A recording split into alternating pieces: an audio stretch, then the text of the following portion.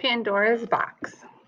Prometheus had thought about mankind with such sympathy that he had dared to steal the needed fire from Olympus, and for this he was grievously punished by Zeus. But the Lord of Olympus did not think his cruelty was enough. Prometheus had a brother, Epimetheus, and though he was harmless and slow witted, Zeus extended his displeasure to him. He did not punish Epimetheus as brutally as he had done his brother. He had a more subtle plan. It was a scheme with which not would not only affect Epimetheus, but also the whole human race of human beings for whom Prometheus had dared to help and who were living happily and untroubled. Zeus ordered Hephaestus, the smith and artisan of the gods, to make a woman out of materials of the earth. Hephaestus took some river clay that had flakes of gold in it and began to make a lovely girl. In with the clay he had mixed the fragrance of river rose, the sweetness of hymidus, honey, the smoothness of the silver dolphin, the voices of larks and lake water, and the color of sunrise on snow, the warmth of a sunny morning in May. Then he summoned the four winds to breathe life into the new creation. Finally, he called upon the goddess to complete the work and grant the glowing figure to touch of their own powers. Hephaestus has given her beauty, said Aphrodite, but I shall make her even more beautiful by adding the spark of love. It will shine in her eyes, and everyone that looks on her will be enchanted. I shall make her wise, said Athena. She shall be able to choose between false and true, between what men value and what she must know is worthless.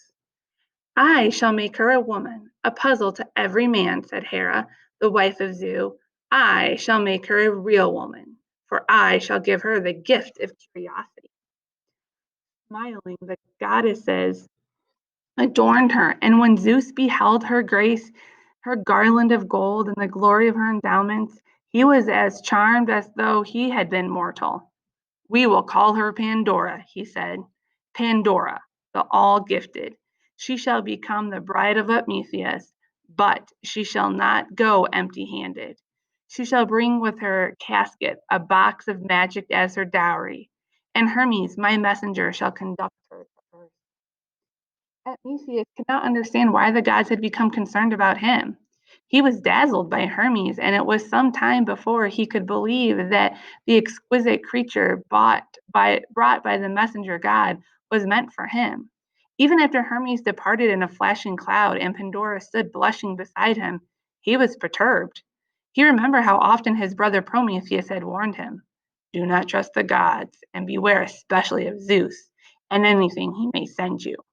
However, when Pandora looked in his eyes and smiled, he was, as Aphrodite had predicted, enchanted and ensnared. Yet, even as he took her in his arms, he cautioned her.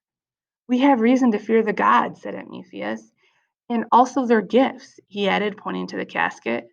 But this is my dowry, murmured Pandora. Zeus himself filled it with magic as a present for us. See how beautifully it carved and painted? Look at the silver hinges and the great gold clasp that fastens it.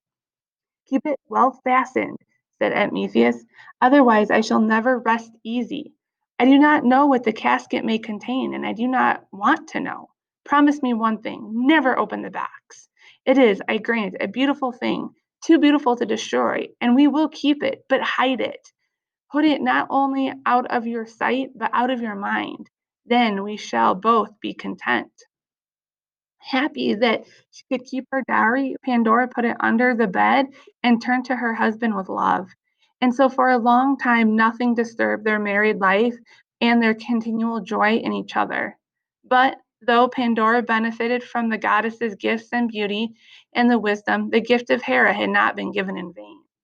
For quite a while, Pandora restrained her curiosity about the wonderful casket. But with the passing of time, she could not help wondering what it might contain. After all, it was her dowry, and she had a right to see what the greatest of the gods had conferred upon her. Then, ashamed of her weakness, she put the idea from her, and though only for of her delight in her home with Epimetheus. One day, however, the curiosity so long stifled overmastered her. I shall only lift the lid, she said to herself, and snatch a moment's glimpse of what may be inside. No matter what I see, I won't touch a thing. Surely there can be no harm in that. Anxiously, as though she were being watched, she tiptoed to her room. Gently getting down on her hands and knees, she drew the casket from under her bed. Half fearfully, half eagerly, she lifted the lid. It was only a moment, and the lid was up only an inch, but at that moment of horrible things flew out. They were noisome, abominably colored, and evil looking, for they were the spirits of all was evil, sad, and hurtful. They were war and famine, crime and petulance, spite and cruelty, sickness and malice, envy, woe, wickedness, and all the other disasters let loose in the world. Hearing Pandora's scream, Epimetheus rushed in, but it was too late. He and Pandora were set upon and stung, and the evil spirits flew on to attack the rest of mankind. "It is all my fault," cried Pandora. "If I had thought more about your warning and less about my own desires, I could have controlled my curiosity." "The fault is mine," said Epimetheus. "I should have burned the box."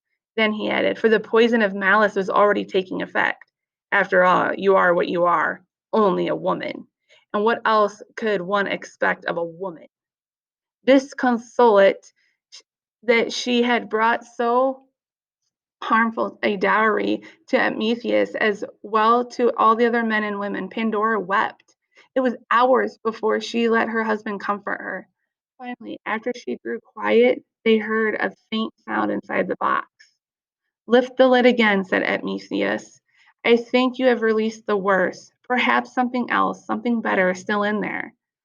He was right. At the bottom of the box was a quivering thing. Its body was small, its wings were frail, but there was a radiance about it.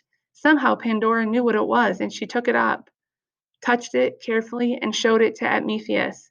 "It's hope," she said. "Do you think it will live?" asked Epimetheus.